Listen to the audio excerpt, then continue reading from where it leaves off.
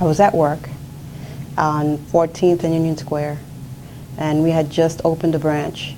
We were doing our usual business, and all of a sudden, it almost felt like if you ever, okay, remember the earthquake that we just had?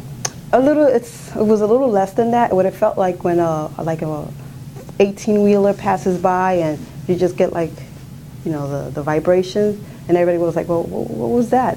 And the computers went down. This lady comes in and she's like, oh my God, they're jumping from the windows. Oh my God, they're jumping. And we were like, well, what are you talking about? And don't ask me why, but she says that, I guess, you know, in her office, she worked at the very top the top office of the Con Edison building. And don't ask me why, for some reason, she has binoculars in her desk. So she said that from the corner of her eye, she saw like a big ball of like red, of fire. So she looked over there, and of course it was the World Trade. It was the first building. So she got the binoculars, and she actually saw a man and a woman holding hands and jumping. So I'm trying to call my mother.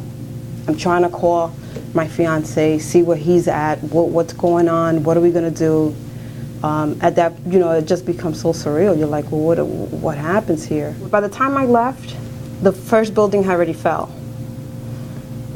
Now, when I was already leaving, the second building came down. And when I saw that, I was like, oh my gosh. And I saw this young lady that was coming by, and people were just not paying attention, but she caught my eye because she was covered in soot and blood, and I thought it was hers, and I'm like, oh my gosh, you know, are you okay? Are you okay? And she was like, oh my God. I often wonder actually whatever happened to her, because she was actually going the opposite way of me, and she was like, I just want to get home to my son. It was just a sense of realism and just how fragile everything, just in a speck of a moment, things just, you hear what you can be, you hear one day and gone the other.